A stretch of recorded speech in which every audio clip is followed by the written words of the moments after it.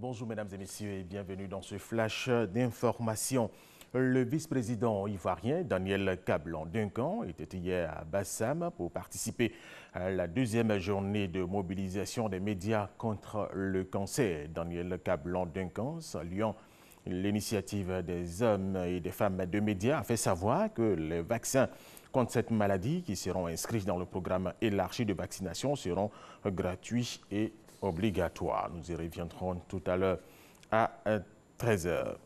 Les villes d'Abidjan, de Bouaké, de Yamoussoukro, de San Pedro et de Korogo sont retenues pour abriter les différentes compétitions de la CAN 2021. 24 infrastructures et un village de la Coupe d'Afrique des Nations verront le jour pour le bon déroulement de ces activités sportives. Hier, vendredi, le chef du gouvernement ivoirien Amadou Gon Coulibaly était à Yamoussoukro. Il a donné le top départ des travaux de construction et de réhabilitation des infrastructures de l'intérieur du pays. Nous y reviendrons également à 13h. Le Comité national de lutte contre les violences sexuelles liées au conflit a lancé une campagne de sensibilisation et de formation à l'attention des écoles de forces de défense et de sécurité sur le thème « Formation en prévention et réponse aux violences sexuelles liées au conflit dans les écoles des forces de défense et de sécurité de Côte d'Ivoire ». Il s'agit pour les initiateurs de maintenir les bons résultats obtenus par la Côte d'Ivoire depuis 2016 dans le domaine de la prévention des violences sexuelles liées au conflit. Chez Abou Sanogo.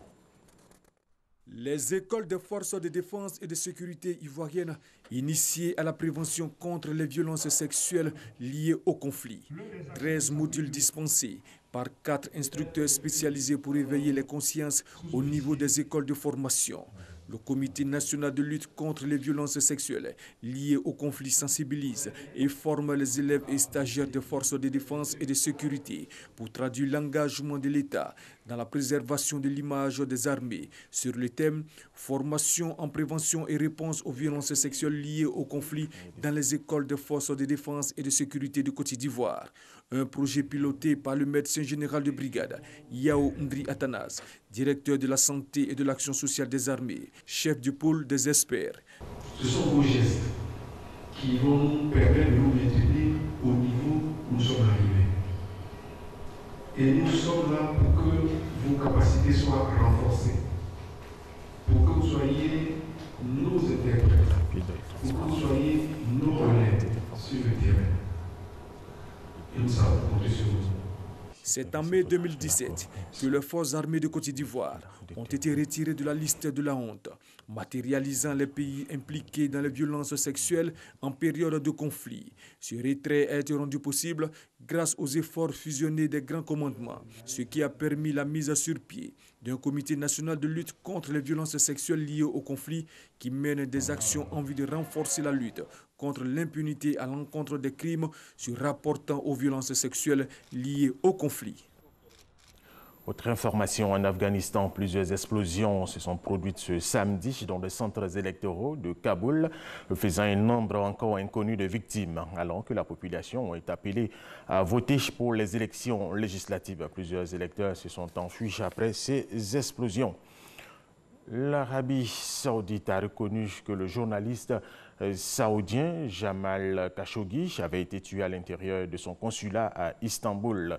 Il a eu des discussions entre lui et ceux qu'il a rencontrés au consulat du royaume à Istanbul. Ces discussions ont débouché sur une querelle qui a mal tourné et qui a conduit à sa mort. Le président américain Donald Trump a affirmé qu'il considérait les explications saoudiennes sur la mort du journaliste comme étant crédibles.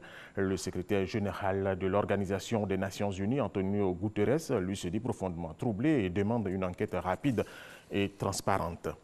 Nous terminons avec cette information. Le groupe État islamique a libéré ce samedi 6 des 27 otages de la province de Soueïda, détenus depuis le 25 juillet en échange de prisonniers de l'EI détenus par le régime syrien et d'une rançon selon l'Observatoire syrien des droits de l'homme. Il s'agit de la première vague d'un accord scellé avec le régime syrien pour libérer tous les otages contre 60 détenus de l'EI auprès du régime et une rançon de 27 millions de dollars.